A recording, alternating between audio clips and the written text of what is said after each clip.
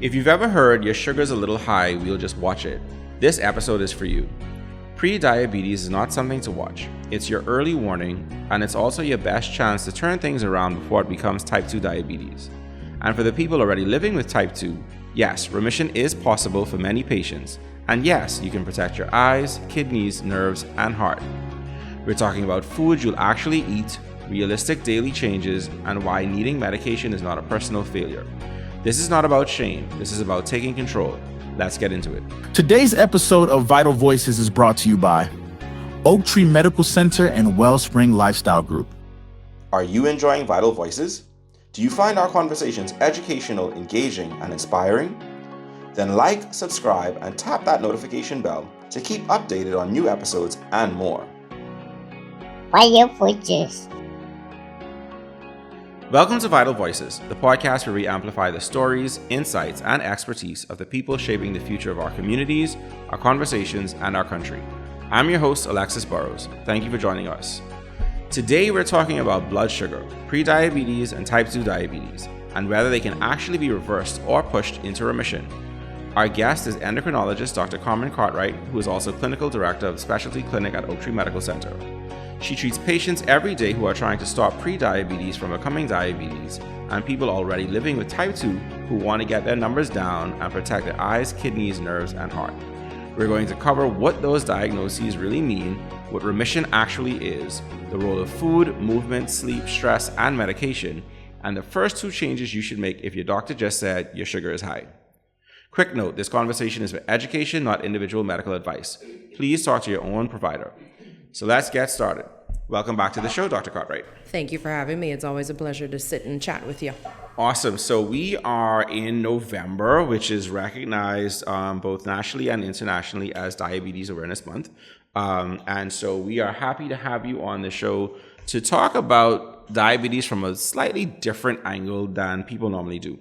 We want to talk about the possibility of reversing prediabetes and trying to move, if you have type 2 diabetes, into remission. A lot of people, especially in recent years with the advancement of lifestyle medicine and things like that, you start to hear a lot of people talking about, you can reverse your diabetes. From a medical point of view, is that true? What does reversal or remission actually mean? Excellent. So, I'm excited for us to have this chat in Diabetes Awareness Month because unfortunately a lot of our Bahamian public is affected by diabetes. Mm-hmm. I'm confident that unfortunately a lot of our Bahamian public is also affected by prediabetes and they just don't know. So if you look at US data, mind you, it's some pretty old data, it's a little bit over 10 years old. Even at that time, for patients between the ages of like 20 and 50, the incidence of prediabetes was almost 40%. As we age, the incidence unfortunately goes up. And even in my practice, patients that sometimes will get sent to me, even for other issues, not actually for diabetes, as I review their history, as I review their labs, I'm like, by chance, did you guys discuss the fact that you're actually a pre-diabetic? And a lot of times patients aren't necessarily informed or aware. So I think it's a very appropriate topic for us to really try and help the community. So you were asking in terms of, is there a possibility for reversal or remission in patients that have type 2 or pre-diabetes? Yes. And yes, there definitely is. I would say there will be some patients that will be more likely to achieve that. There can be instances where, depending on your family history, the way your body appears, your overall health status, whether it might be harder for you compared to another person, but it is definitely possible. But I would say, whenever I talk to patients about diabetes, the same as when I talk about pre-diabetes, we talk about numbers and we talk about goals. It's because this translates to quality and quantity of life, the same way as you did in the intro, mentioning that we're trying to avoid complications. Yes. So our goal, truthfully, for most of my patients, I'm always trying to achieve as much as you can from a lifestyle to minimize medication exposure. Why not, right? And a lot of times when I meet patients, because unfortunately some of the patients will meet me when they're already on 3-4 medications, insulin, and they feel frustrated, and they're trying to find out in the first visit, doc, can this be reversed? And I have to be honest with them in that I will say, I give them an honest answer based over their overall clinical picture. How likely will it be? But sometimes I have to tell them only time will tell me, in that we have to see how things are progressing and be, constantly doing a pulse check. It can't just be, my A1C at 3 months. For some patients, it could be. And for pre-diabetics, we'll talk about hemoglobin A1C and other parameters of how we diagnose it. But then it shouldn't necessarily be just a yearly check, especially if you have a strong family history. So you know what, I'm not going to wait for the year. But yes, reversal. And I more so like the word remission. The reason I like remission better is because that means that we still have to keep a tab on it. You still have to keep a check on it to ensure that it doesn't recur. Unless there's a reason, medication exposure that was really driving it, and now that exposure has been removed. Because when we talk about insulin resistance, there are certain medications that push that and can put you at increased risk for diabetes or pre-diabetes. And then let's say if that entity is removed, then your risk goes back down. Fair enough.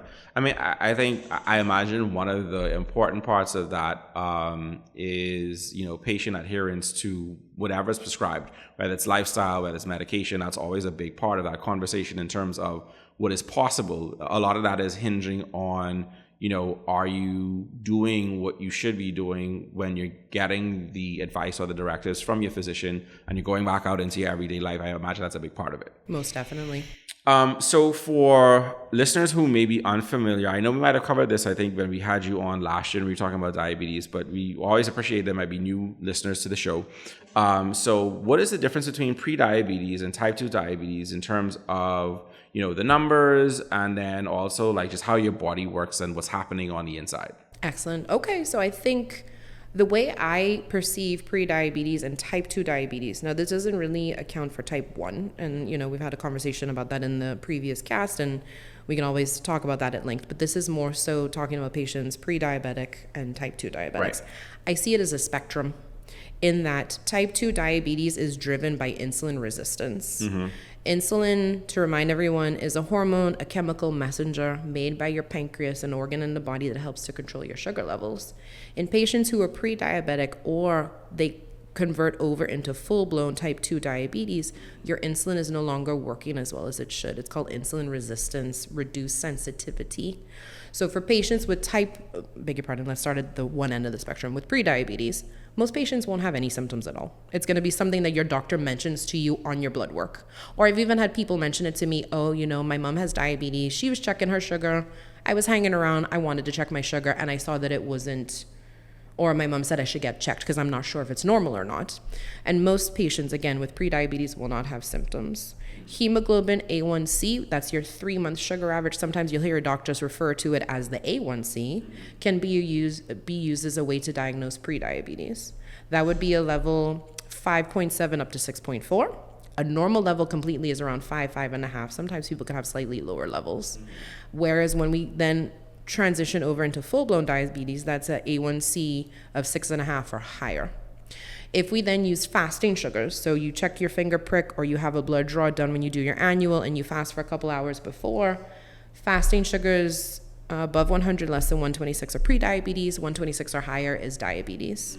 And then, when patients are pre-diabetic, another term you might hear is impaired fasting glucose.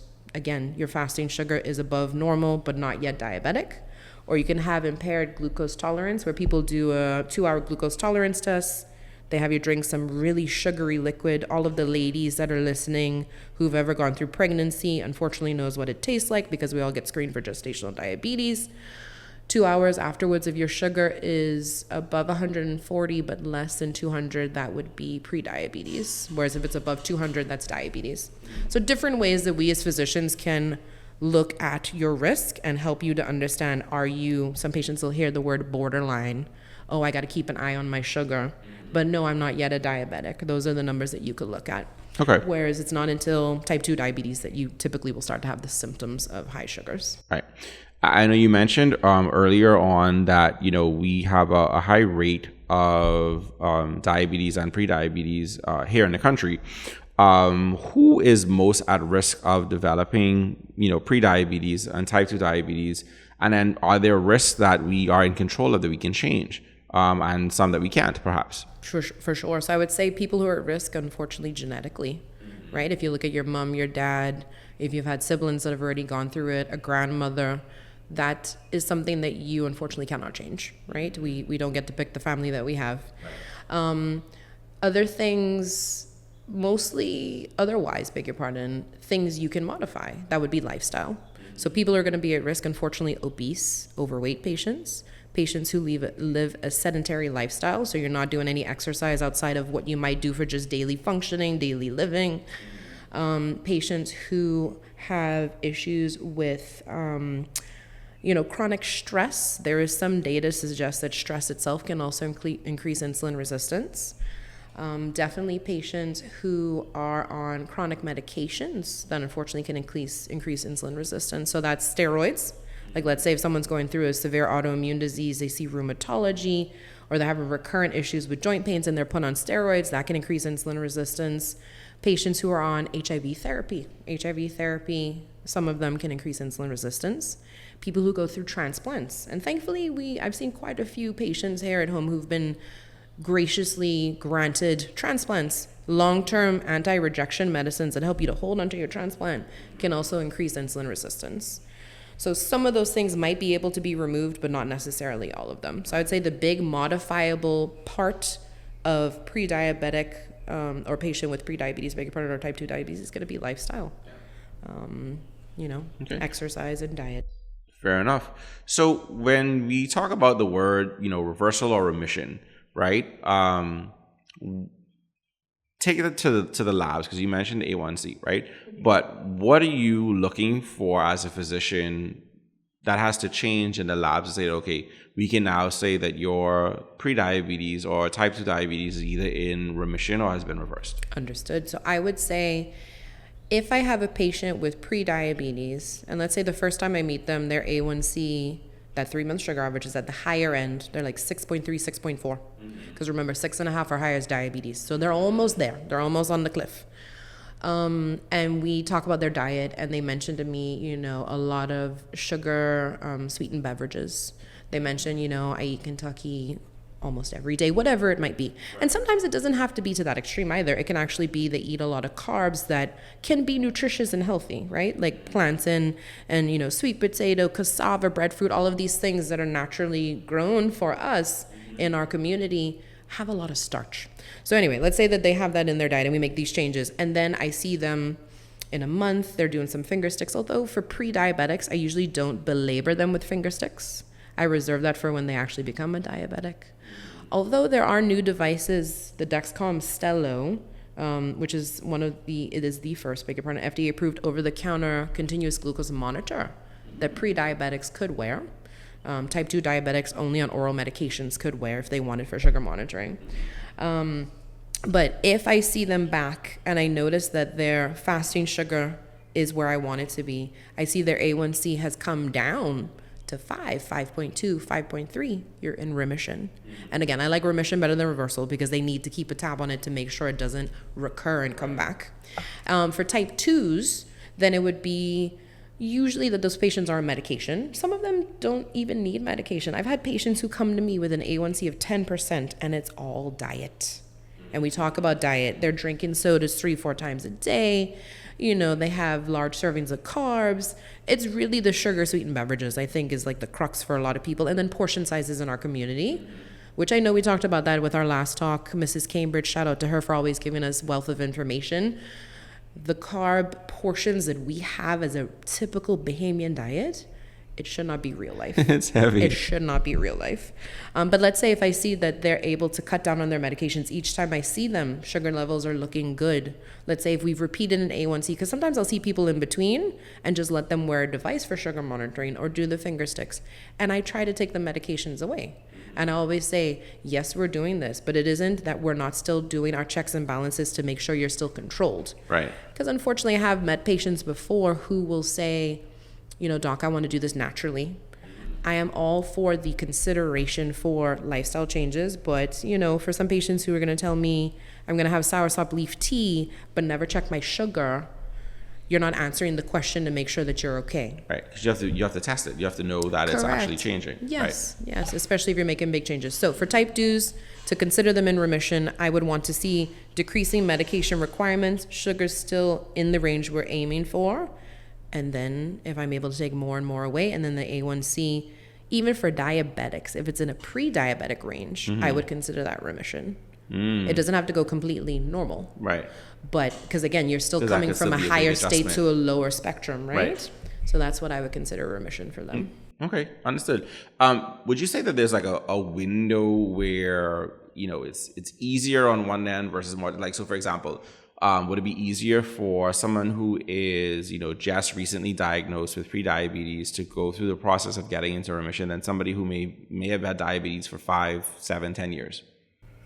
I would say physiologically, you would anticipate yes. For patients who have only just come to know, which doesn't mean they've only just had it, right? That is also true. That part we have to think about. But let's say in best case scenario, they just found out and it really just happened versus someone who has known about it for years.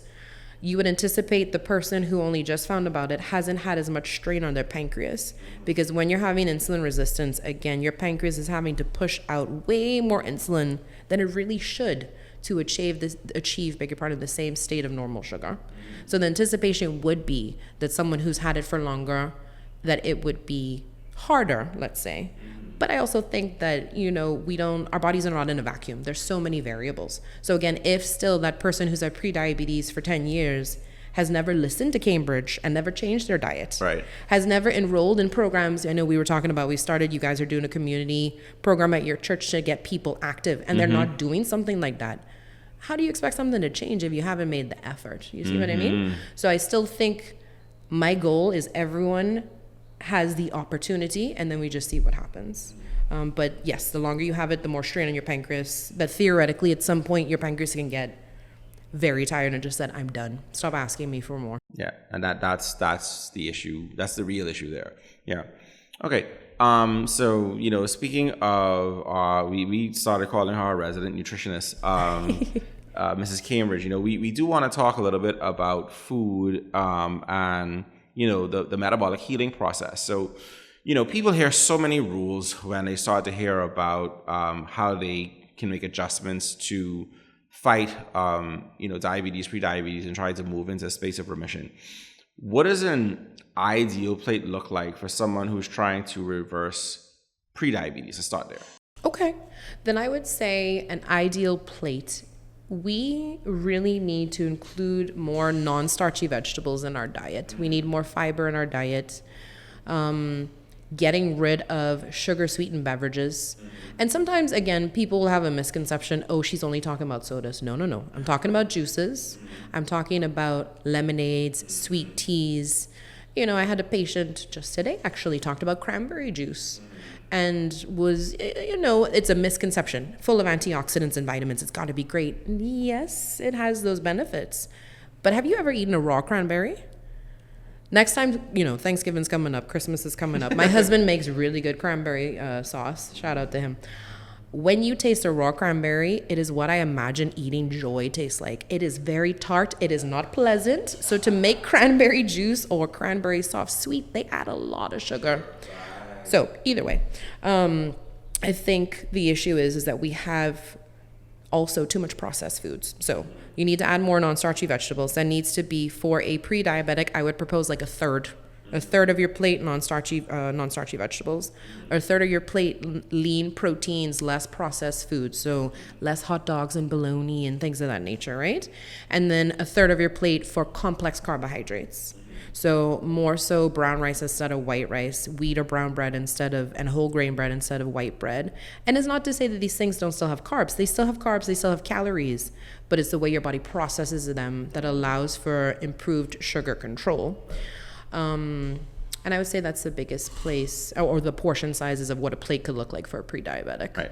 Because the complex carbs, I'm trying to see if I remember this right, it takes longer for the sugar to release, right? And that's where the benefit comes versus something that's a simple carb or a simple starch. Exactly. So a simple refined sugar would be like white bread, white rice, pastries, guava duff, right. All those good things. That spike your sugar. Yes, exactly. They'll send it rising very quickly. How much does that plate change, or does it change at all if someone already has type 2 diabetes? It would change slightly in that the premise is still the same, in that more non-starchy vegetables, get rid of the sugar-sweetened beverages, reduce the processed foods, but then it would be half of your plate non-starchy vegetables, a quarter of your plate the lean protein, and then a quarter of your plate the carbs. But again, I would say the utility of someone like Mrs. Cambridge is to help you understand that is a place to start. in that if your goal isn't just diabetes control, let's say your goal is also, I have high blood pressure. Your goal is, I have uncontrolled cholesterol. Your issues are, you have chronic kidney disease. That plate is going to change in that the options that you have. And then if you're trying for weight loss. So for instance, what I need to eat versus what you need to eat to achieve weight loss is different because your caloric requirements are different based off of where you're starting. Right. So I'd say that's a good place to start, but it does not replace a nutritionist. I don't think anything really replaces a good nutritionist. For sure. Mrs. Cambridge is a great nutritionist. We've had her on the show a number of times. Always great information. Always very helpful. So going a little bit further in this, we obviously talked about carbs a little bit. And, for us, there's so many things that are a common part of our diet that sit in that just, that is rice, peas and rice, macaroni, Johnny cake, conch fritters. You have the auntie or the Grammy in the family who's make the fruit punch juice, all these different things. My mother-in-law, yes. Right, Grammy with the chocolate cake. How do we adjust portions or preparation without feeling like, because I think it's that feeling of I can't eat food anymore, right? I think sometimes that is the thought that people have is that, well, you're taking away all of the things that I like. Right. So, how do we adjust without kind of causing that feeling? Understood. I would say also, unfortunately, some patients will have that mindset. So for instance, I'll have patients tell me that when I start to tell them, because this is a conversation I usually have, I will say, we are all human. We have to find something that is going to be a realistic lifestyle change for you. I don't really want to hear the word diet, because this is something you want to find sustainable. Because I'm sure I myself could decide to eat only salad and protein 3 meals a day for a week. Do I want to do that for my entire life? No. Does anybody want that? Not really, unless you really like salad, which some people do. So I think a big part of it is having your mindset ready. So some patients will tell me, Doc, don't tell me that I could have a little bit of peas and rice, because I'll start to have that conversation with them. I'll start to say, okay, this is what the plate needs to start out as. Half non-starchy vegetables, 1/4 for your starch, 1/4 for your protein, and then I hone in on the starch. And I like to point out that corn is a starch, rice, potatoes, breadfruit, cassava bread, I said breadfruit already, pumpkin, plantain, all the fruits, all of that is starch. So we have to consider, again, the portion size is the biggest thing. But I try to tell patients, don't see it as an end-all, be-all. So for instance, let's say it's someone's birthday and there's going to be birthday cake. Am I telling you to never eat birthday cake again? No, I don't think so. At least that's not the way I would approach it. Right. But some patients will tell me, Doc, don't tell me that, because I don't think I can control myself. Just then I'm going to have 2 slices of cake. Exactly. And a pint of ice cream. Right. So that's the other way I'll explain to them. I say, when I talk about this 1/4 of the plate, I'm not telling you can pile high that 1/4 of the plate. It's still a 1/4 of the plate. So let's say, again, it's a get-together and someone's made rice and macaroni, potato salad, a 3S bakery bun, and there's also going to be cake. Then I tell them, if you are deciding that you want a small piece of that cake, realistic piece of that cake, then you have to take something away from the plate from the meal just before it. You have to take away some of the rice. You have to take away some of the macaroni. Would I say have processed vanilla cake every day? Of course not, because that's also not really healthy for you. There are also ways that you can try to, incorporate different ways to make these baked goods. Right. I myself had a slice of monk fruit cheesecake from Acropolis. This was months ago. It wasn't bad. I have to be honest. It wasn't bad. I love their baked goods. And I did a test and I did a finger prick. I wanted to see, and it didn't spike my sugar. So monk fruit, for instance, is a natural sweetener from Asia, like from that part of the world, that a lot of people are trying. So there are different ways you can maybe try to change how you're baking and making different things at home. Yeah, I think that's helpful too when you start to talk about, for some people, it's like, okay, for me, for example, right? My mom would always tell the story, I would come in the room at 7 a.m. in the morning, Mommy, I want tea, right? And so now I have a daughter who will come out in the morning, Mommy, Daddy, I want tea, right? First thing in the morning. And, through our journey as a family, so initially we switched from using sugar to using honey, right? But then we also went a step further. We discovered date sugar and date syrup, right? And so you could buy the date syrup out of the store, which is a pretty penny, but you could also buy just the dates out of the store, and you could actually blend it down with water, and you can make it yourself, and you get a much more bang for your buck that way. But it's like we've shifted to using that as a sweetener in most instances for tea, right? And so it's like you have these natural options for getting sweeteners in a way that is not necessarily like as bad as you would have, white sugar, even brown sugar. And so you just have to kind of think through. And like you said, it's not so much about, sit down and eat water wafer and wind pie, right? But it's more like, let's figure out a way to manage what you're eating so that eating with that thought process in mind of how am I keeping my body healthy and under control. Okay. I think you touched on this a little bit, but I think there's a specific thing where, because I think sometimes the pendulum swings, too far in one direction or the other, right? And so for some people, it's like, well, I don't want you telling me that I can't eat anything. But then some people go the opposite direction and be like, okay, so carbs are evil in every instance, right? Clear up how that works, right? Because, there's all kind of options out there. People talk about, you hear all these different extreme diets, and then things that may be less extreme. You hear things like keto, Mediterranean, all of these different things. Can you clear up the concept of that dieting space versus just like sustainable glucose control? Okay. So I think if you look at the majority of the data, Mediterranean diet is actually one of the best that we should try to mimic from a lifestyle standpoint in general. For sugar, blood pressure, cholesterol control. And Mediterranean food is awesome. Acropolis gets my money too much. But shout out also to Kebab House in Palmdale. So they're not the only ones. So I think that one has a lot of data. Keto diet. And again, you hear diet. Mediterranean diet. That would be the only time I like the word diet. With keto, the problem I have with keto is it's very restrictive. It's like Atkins amplified in that you're doing protein and veggies, pretty much no starch. But it's at the sacrifice of your cholesterol. Because it's almost like, hey, you want to make this piece of meat and a whole stick of butter, go right ahead. But then your cholesterol is going to suffer. So unfortunately, and fortunately, for patients who have diabetes, it's not just sugar control. Yes, I like to look at sugar numbers, quality and quantity of life. I keep telling people that. But then if your if your blood pressure or your cholesterol is not controlled, your risk for heart attack or stroke has not improved enough for me to feel confident that I've done the best by you. So you have to think about all of those components. And again, I think that's why a lot of times it could be overwhelming for people. So keto, not the biggest fan. I think if someone were to consider to do keto for a season, and again, in that sense, you're thinking about it as a diet, especially someone who wants to lose weight. It is not safe for people with severely uncontrolled cholesterol. I would not recommend it for someone who's already had a heart attack or a stroke. And if they were aiming for weight loss, then you could consider it for a season. I still don't think it's the healthiest option.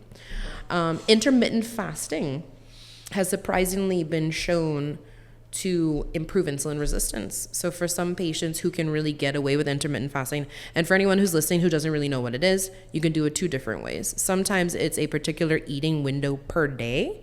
So for instance, you give yourself between the hours of, 11 a.m. and 7 p.m., this is what I'm going to eat.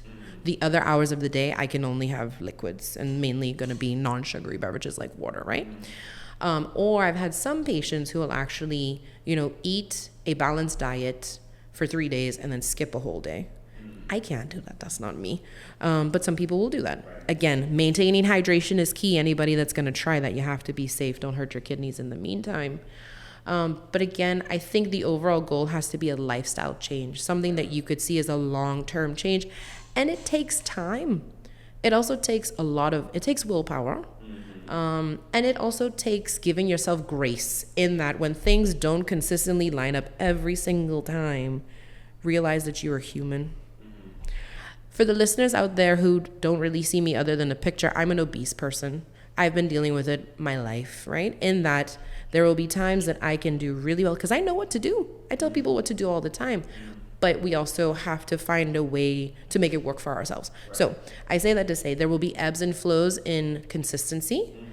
And again, give yourself grace. but also do the best that you can by your body. Yeah, because I think sometimes what happens is if you don't give yourself grace, and you end up throwing the baby out with the bathwater, right? Correct. Because then it's like, I can't do this consistently every day for just weeks and months it. at a time, so just forget it. Yep. And I think that's where the concept of giving grace comes in, right? If you have an off day, if you have an off week, right, don't just say, well, I give up entirely. Right. Just recognize what it is. It was an off day. It was an off week. Let me get back on track. I would say another thing, just to bounce off of that for a second, and I'm sorry that it's kind of a tangential thought, but a lot of patients who are dealing with type 2 diabetes, not so much our pre-diabetics, but with type 2 diabetes, it is a chronic illness. Patients can get overwhelmed. They could say, you know what, I'm not really interested in seeing Dr. Cartwright every 3 months. I don't want to see doctors right now. And I just want listeners to be aware that depression can happen in these states. Don't be afraid to reach out. If you have, someone in your church you feel comfortable to talk to, we have psychiatrists and psychologists in the community that can also help you, because patients can get in those states where they just get overwhelmed and say, why me? Why this? Why does it have to be this way? And, they can help you to cope as you find a new way that creates a new normal for you. Yeah.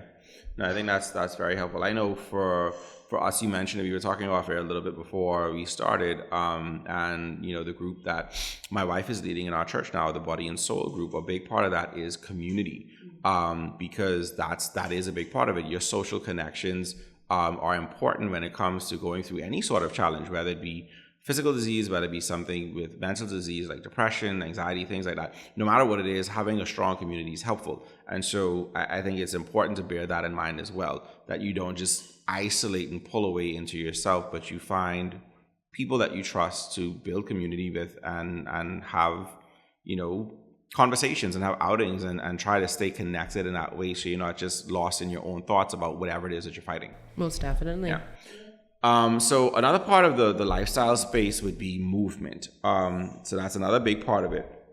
How does physical activity actually help reverse insulin resistance on a cellular level? Excellent. So again, insulin resistance is the fact that your insulin that your body is making that's meant to control your sugars is no longer being as effective as it once was. Things, again, that will drive insulin resistance. We talked about medications, sedentary lifestyle, fat cells themselves drive insulin resistance.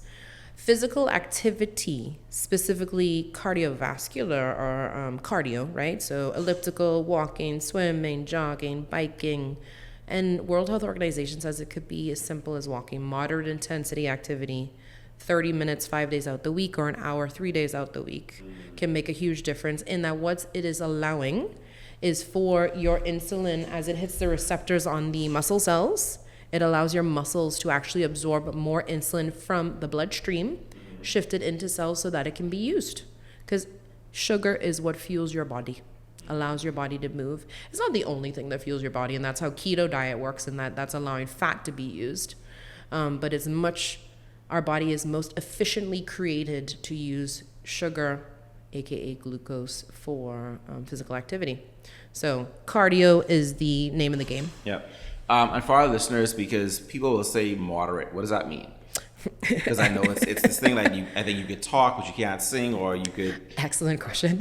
So I usually use this example for patients is I will say, if you are going on a walk and carry a buddy with you, we were just talking about community, right? Let's say you and your husband are going to do it, whoever it might be. If you guys can have a full-blown conversation, you're not working hard enough. That's great for your mental health, great for your relationship. That's not going to do enough for your sugar or your blood pressure. Fair. So it needs to be something where you feel the burn. It doesn't have to be a stitch in your side or a Charlie horse or anything like that, but it has to be to the point where you feel a bit of a sweat. You can't, have a full-blown conversation. You need to be in the moment working. Yeah. Now, I would also say moderate intensity is different for different people. That is true. So I usually tell patients when we talk about this, I'm not expecting you to do an hour of exercise the first day you go to exercise. Please don't do that to yourself. I usually suggest, especially for people who are not doing any sort of exercise, let's say they have a desk job and they don't move pretty much at work and they haven't been exercising. I say aim for 15 minutes, 3 days out the week. Work your way up to 30, 3 days out the week. Right. Then add the 4th and 5th day. Yeah, baby steps. Yeah, exactly. Because one, you have to build your stamina back up, right? 2, you're going to hate it. hate me and never do it again. And that's not the goal. This is something to be long term. Yeah. You know, and I appreciate too, for people who, just as a I guess, recommendation, you know, those walking pads that you can have like at your desk at work, if you're in an office environment where that's a possibility, sure, you know, go for it. Keep things like that in mind, yeah, because it's a way to kind of get it in with a little bit more intentionality in the workspace. And I see that's something that's become very popular. You go on Amazon and you see all kind of different options and things yes. like that. One of the ladies in our group actually has a walking pad at her desk. So we did a steps challenge last week. Okay. And that's how she was able to help get her steps in, because she works late hours. And so she has it at her desk. She's able to do her steps while she's working. So things like that are very helpful. And it's like, it's being creative about, you know, correct. Tackling the issue. Correct. Because, you know, you get in a rainy season, you're like, but Dr. Cartwright, I can't go outside and get my cardio in. If you could believe how many patients have actually said that to me in the last 2 weeks. Well, because it's been Because it has rainy. been. No, of course it has been. But then I use it as an opportunity to say, you know, there are other things you can do. Yeah. You could find free YouTube exercise videos. Always a recommendation. Right. You could do, for patients who have a lot of knee issues, I recommend swimming. But you'd be surprised how many of our people don't know how to swim. I'm like, come now, come. But either way, that's a different story for political in terms of finding us better access to safe places to swim. People are afraid of the water, right? In terms of what could be in the ocean. I divert, come back to where your point is, Carmen, is that you can find other ways to exercise. And you have to find also something that you enjoy. So for instance, when I'm a good girl, I'll do a workout video in my front room, 5 o'clock in the morning, because I have 2 small children. I have no other time in my day to do it. You know, my husband refuses to do it. He's like, that's boring. I don't want to do that. He wants to ride his bicycle. And that's important for you to also find something that you enjoy to do. Yes. Because if you can also find it to be enjoyable, that helps it to make more sustainable. Mm-hmm. Exactly. Okay. So for someone who is busy, maybe already overweight, or maybe hasn't exercised in years, what's the single smartest move that they can do to start for blood sugar control? Is it walking after meals? Is it like strength training? Is it short bursts of the day? What would you say if you could do just one thing today to start? What would it be?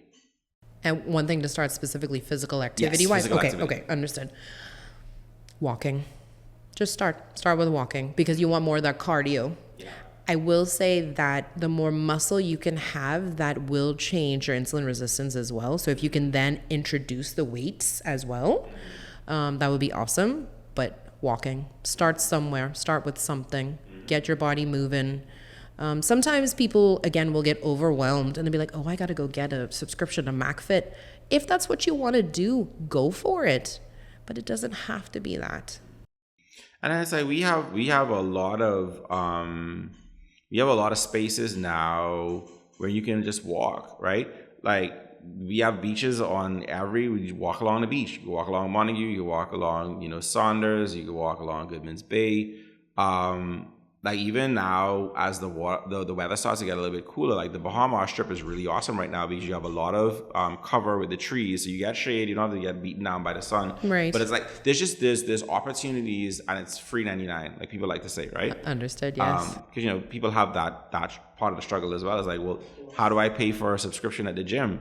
And then again, it goes back to finding something that you enjoy and making that work for you. And I think if, you know, certain times when we look at the world that we live in, from a safety standpoint, then that's another reason to get a buddy. Let somebody walk with you. Because I know sometimes that'll also be a hindrance that people will get nervous to say, I don't want to go walking X time, especially now the time is going to shift and it's going to get darker earlier, right? But we also have to find a way to not make excuses and make it work. Fair. So, you know, you just have to find the safest way that works for you. Fair point. So let's move into what I think sometimes is a very interesting conversation for people because they don't often think about it. So sleep, stress, and hormones.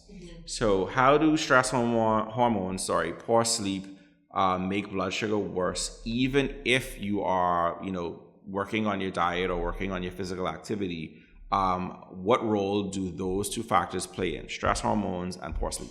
Okay. So unfortunately, I think it's a vicious cycle in that poor sleep can increase your stress hormones. And then stress hormones would be things such as cortisol. Although, let me plug this right here, right now, not everyone has cortisol excess that is dealing with stress. Cortisol is a hormone that allows us to overcome infection, and it is our stress hormone in that way. Helps us to maintain good blood pressure. If your blood pressure starts to drop, it helps to bring it up. If your sugar starts to drop, it brings it up. The reason I plug it that way, unfortunately, there's a lot of information out in TikTok and social media talking about, so many aspects of cortisol that would be a talk in and of itself that drives me just a little crazy as an endocrinologist. Shout out to my colleagues out there who are also feeling the pain. But cortisol, if it is heightened because of stress, and it doesn't mean that it's a sustained elevation, will affect your insulin resistance. And I think inadequate sleep, unfortunately, drives that as well. Because especially people who work shift work, people who chronically work night shifts, they unfortunately have higher risk for that just because of the lifestyle. And a lot of times, unfortunately, because of the world we live in, people have to pay bills and that's the job that they have. It can affect them and they can't really, control that aspect. But I would say inadequate sleep can lead to excess stress hormones. I would say, because when we talked about insulin resistance, there are some specifically endocrine disorders that can also affect it. So again, Cushing's, which would be excess cortisol when your body's inappropriately making too much, which can be your body, or it can be constant exposure to prednisone. Like, let's say, again, you're having joint problems, lung problems, you're constantly being given prednisone, dexamethasone, Medrol dose packs. That's going to drive insulin resistance. So that's something that we unfortunately as physicians can induce. Sometimes it's rightfully done because you can't live otherwise, whether it be pain or lung issues. But that's something to keep aware. Growth hormone excess is another thing. So I tell patients, if we're constantly seeing you're gaining weight, you're changing your shoe size, rings that you used to be able to fit don't fit anymore, growth hormone might be in excess. So we have to be on the lookout for things of that nature as well. Okay. We like to give people takeaways that they can move with. So what would be one realistic sleep or stress change that has the biggest payoff for sugar control in the shortest time frame? Adequate sleep. So I would say aiming for 7 to 8 hours of sleep. Okay. And ensuring that it's adequate sleep. In that, there are a lot of people with unrecognized sleep apnea in our community too. Not all sleep is equal. Exactly. So I would say 7 to 8 hours is your goal for achievement. Okay. Yep. Fair enough. So let's move into talking about tools, medications, clinical support, monitoring. Obviously, that's a big part of this conversation about prediabetes and type 2 diabetes. How useful is checking your own sugar at home for someone with prediabetes? For prediabetes, not as useful, to be truthful with you, in that there isn't a lot of data to say that it's going to drastically affect outcomes for that patient if they're checking their sugar every single day. However, I would say, even though I don't have as much clinical data to prove it, I will still occasionally recommend it to patients, in that on an infrequent basis, do a fasting blood sugar check so you can see where you're at. Especially if I have someone who's on the higher end of prediabetes and almost in the spectrum of flipping over into type 2. That would be a patient where I would really suggest it. Again, you could consider things like the continuous glucose monitor. I mentioned the Dexcom Stelo. I don't really recommend it for people who are not pre-diabetic. I don't recommend it for non-diabetics, because then we have to really understand what are we looking at data-wise and what does it mean for you. And that's going to create unnecessary anxiety when you don't need it. But I would say for pre-diabetics, if we're not necessarily doing frequent finger sticks, which is more so important for type 2s, then I would say at least checking in with your physician on a biannual basis, 6 months. If, again, their A1C is at the upper end of the spectrum, almost into type 2, then sometimes I do it at 3 months, exactly, so that I could catch it in case they flip into actual type 2 diabetes. Makes sense, because you want to catch it as quickly as possible. All right. So with some of the type 2 diabetes, from a physician's perspective, because data is very important in how you're helping to manage patients. Do you prefer finger sticks or continuous glucose monitors, or both? I prefer, if all things were created equal, continuous glucose monitors, in that it helps to relieve the burden of patients in terms of not having to do finger sticks, right? However, I like to remind patients that continuous glucose monitors are not the end all be all. They still have errors. 20% of the time, as much as 30% of the time, it will overestimate a low. It will ding and alarm you that you're low, you're feeling fine, you do a finger stick and you're not actually low. Certain things like vitamin C, especially in high doses for Freestyle Libre, which I know a lot more of that is ubiquitous in the community. Dexcom is the other big one that's available here. But for Freestyle, high doses of vitamin C can give you false high levels. So it can make your diabetes actually look worse than it really is. So again, they're not the end all be all. But I like that in that it relieves some of the burden. But if finger sticks is what you have to do because of cost or also comfort, some people don't want to wear devices. And that's a very personal decision to make. Yes. I just need data. Yeah. I just need numbers. Yeah, because it helps you to manage the patient. Correct. You know, the last time I think we had you on talking about diabetes in particular, obviously, you know, it's all of the drugs that people know nowadays, your Mounjaro and Ozempic. Ozempic and whatnot. Yeah. You know, I guess the question, I think the big question here for me is, can medications be used as a bridge to remission, or, you know, once you're on the medications, is it like you're on it forever? And that's a constant concern and dilemma that I will face with patients, because that is a very valid concern people will have. If, let's say, you know, I meet a patient that is morbidly obese and they have a very poor diet, then I will generally say this is likely going to be a bridge. If I have someone, especially people of Asian descent, who are more often to be of a leaner profile in terms of their body type, but they can be more, even at that smaller size, be higher risk for insulin resistance, because we see that in that genetic pool, it may be harder for me to say, am I going to be able to remove it? But I always tell patients, time, your finger sticks, your blood work is what's going to help us to see, could we get there?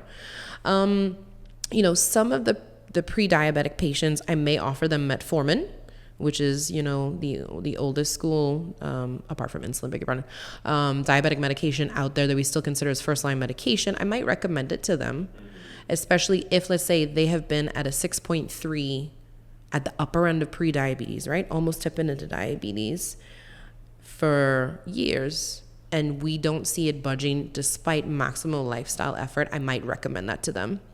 Unfortunately, currently in our market, GLP-1 agonist, GLP-1 GIP agonist, that would be Ozempic or Mounjaro, Saxenda, which is an older one that's available in country, the insurances are not covering it for pre-diabetes. Even if, let's say, that person is morbidly obese and also has high blood pressure, or also has obstructive sleep apnea, or also has fatty liver disease, I continue to write pre-certification letters because I'm trying to change the landscape, as I'm sure my colleagues are doing the same, to say, hopefully at some point they will. In the US, because I have colleagues that I still keep in contact with, some plans will cover it for a pre-diabetic, but at this moment in time, it's not covered. Would I consider it if somebody wanted to do it? Again, they've maximized lifestyle. They've sat down with Mrs. Cambridge. They're doing the exercise. They're showing me what they can do, and they're still having a hard time, and they want to do it to help give them that extra push. I have that conversation with them, but unfortunately, it's often not going to be covered by insurance. Gotcha. Yeah. You know, some people, they hear insulin and they think this is the end of the road. Is going on insulin always permanent, or can people come off of it if they are able to make sustainable change? I have had many patients come off of insulin. I do have a lot of people have that fear, and sometimes that fear is quite legitimate. Again, if they are a long-term uncontrolled diabetic and they have essentially burnt their pancreas, or let's say someone who's had recurrent pancreatitis because they're an alcoholic, unfortunately, and their pancreas gets destroyed, there can become a time that person can only have insulin. There's no other way to manage their diabetes. But I always have that opening with the patient to say, my hope is that it will not be lifelong. Only time will tell me. Now, type 1s, unfortunately, we know that, right? But for type 2s, my hope is always to try and minimize. I've had a patient, I can think of her in my mind, that I met her, I've known her a little over a year and a half now. When I first met her, she was in the hospital because of her diabetes. We started on 4 times per day insulin regimen, 2 different types of insulin. And with lifestyle changes and also transition to Ozempic, she's off all insulin now. So it can definitely happen. Again, it just has to be, maximizing lifestyle and also just your genetics and your overall health picture. Because I don't want the patients out there, anyone's listening who hears me say that, and they're like, well, look, I'm doing everything I can with my lifestyle and this still isn't budging. Sometimes it's also the genetic hand you're dealt that we may not be able to change that. But my goal is always to try and minimize the insulin for sure. Yeah, I mean, that goes back to the start of our conversation. We were talking about things that you can and can't change in terms of your risk factors, right? Yeah. So we are running out of time. I want to ask you one more big thing before we wrap up. What are the most dangerous myths that you would love to retire forever about diabetes and pre-diabetes in our community? We have to hit that before we go. Oh my gosh. That metformin will put you into kidney failure. That you could never eat birthday cake again. And that it can be done with bush medicines. In that, let me, expound on each one of those individually. Metformin, again, has been a medication around since the 1950s. It is an excellent medication. It doesn't mean it's not without risk. Every medication has a risk, unfortunately. Even vitamins in excess can hurt you. I know everybody, on the supplement hype, it can still hurt you if it's too much, some of them. Metformin does not cause kidney failure if you are appropriately being managed and watched with your physician. Metformin, glucophage is another name. If your kidneys are not working well, there will become a time where I can't give you that medication anymore and it has to be removed. But itself does not cause kidney failure. So unfortunately, I have these patients who will have seen a family member go through it. And then I have to try and reframe their mind to help them understand that it's not the metformin that led to the kidney failure. It's uncontrolled diabetes. It's likely that they needed more than metformin, but said, Doc, I don't want to go on insulin. That might have led to it, right? And then the second one I said was about birthday cake. And that's just a joke. I don't expect you to eat birthday cake every day, right? But that goes back to when we spoke about lifestyle, in that you have to find something sustainable and realistic. And then bush medicines, I am not open to the concept of bush medicines being helpful.